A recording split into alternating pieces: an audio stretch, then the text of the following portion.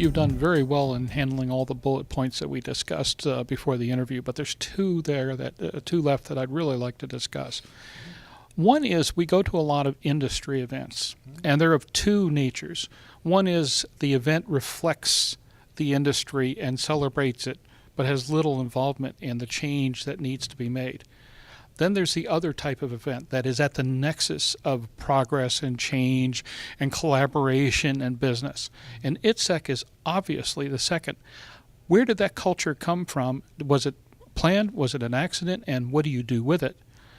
And the second question, and this is the toughest one, a lot of technology out there. Where are the future simulation technologies and the people who are going to develop them coming from? Let's address the issue of the nexus. I think it's the second case, absolutely. Okay. That's where we are. We have people who are involved, who are committed, who are devoted to this technology and to this community of practice. I think that people understand and they realize that this can make a difference, not just in DoD, but it can make a difference in our economy and in our nation. So that's part of it. The other thing about ITSEC and about NTSA, National Training and Simulation Association, of which I'm president. It was said better than I could say it this morning by Dr. Bowen Lofton, president of Texas A&M at our plenary session. He was our keynote speaker. And he said that NTSA and ITSEC provide the glue that hold it all together. We have regional organizations and industries, in various parts of our nation. And people are often working in parallel without communication. And if you're working in parallel without communication, you're losing lessons learned that others may have had. We in NTSA recognize that we can be a facilitator. That is to bring people together, organizations together, government, academic, and industry organizations together to harness all of that wonderful brain power that's out there, that's working all for good purpose, but harness it in such a way that we all move forward collectively. If we can do that, we can increase the pace of the development of our technology. We can become stronger and a bit more powerful in terms of how we influence the utilization of these technologies and how we can describe our pathway to helping the nation. If you own a Cirrus today, or if you are considering the purchase of a new or used aircraft, consider this.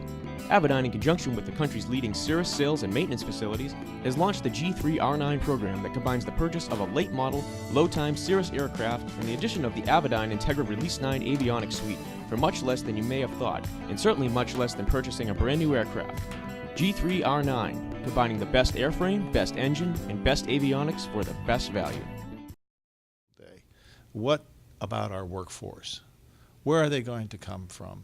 How do we, in this environment, in this day and age when we are having tremendous challenges within the educational system of our country, when we see countries overseas like India and China who produce on the order between the two of them about 400,000 engineers every year, and in this country we produce 30,000. Others are beginning to nibble at that technological lead, that technological edge that we have maintained over time that have made us the great nation that we are. And if we lose that edge, if we lose that lead, we'll become a second-rate nation. So how do we fix that problem? Well, there are efforts today involving something called STEM, and STEM education, science, technology, engineering, mathematics. A few years ago, I determined that we needed to underscore STEM, so we carved out some space on our exhibit floor to devote it to that domain.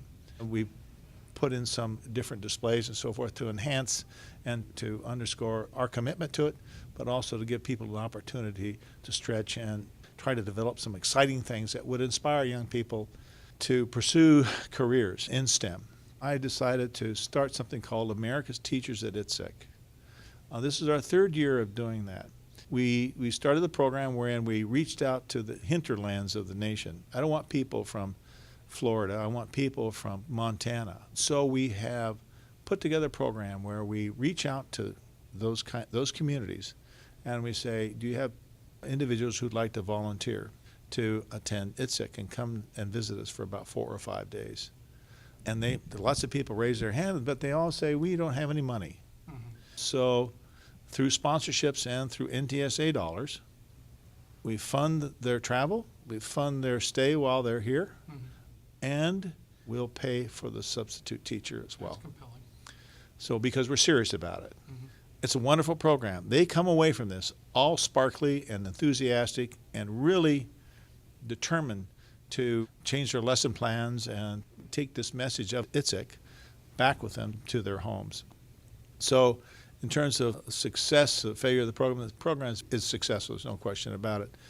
The problem with that, however, is that it's just a fraction of the challenge that we have ahead of us in this country. And if we could do something about it, I would make the program even bigger if we could afford it. What's needed, of course, is a national commitment to do what we are doing here in some way or another, where there's a commonality and a standardized way of doing things. So we understand that problem that you cited in terms of what's happening to our workforce, and we in our own way are trying to leverage what we have here to affect that outcome, which needs to be changed. We need to affect it. We need to shift. We need to go in a different direction. We need to encourage young people to engage in STEM education.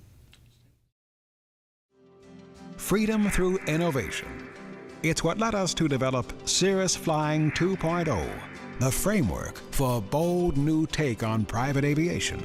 And as a result, the gap between the aircraft we produce and those of our competitors continues to widen. Cirrus knows where the personal aircraft industry is headed. We're already there.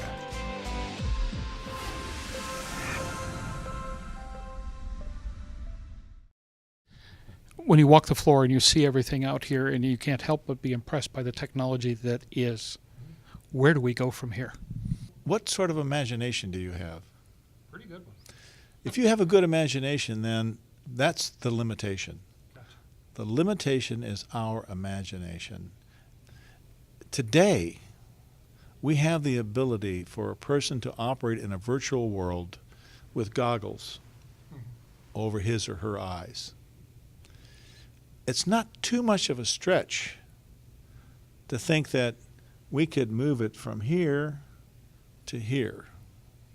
And then it's not even a greater stretch, to tell you the truth, to think that I could move it from here to there. My belief is that we have the ability to build those kinds of virtual worlds. It's going to take time, but if you believe in Moore's Law and that Moore's Law is going to continue, then certainly you have to believe then that, yes, that's possible.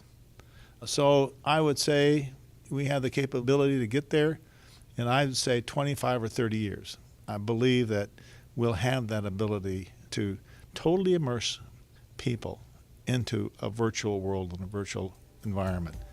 Amazing. Thank you very much, sir.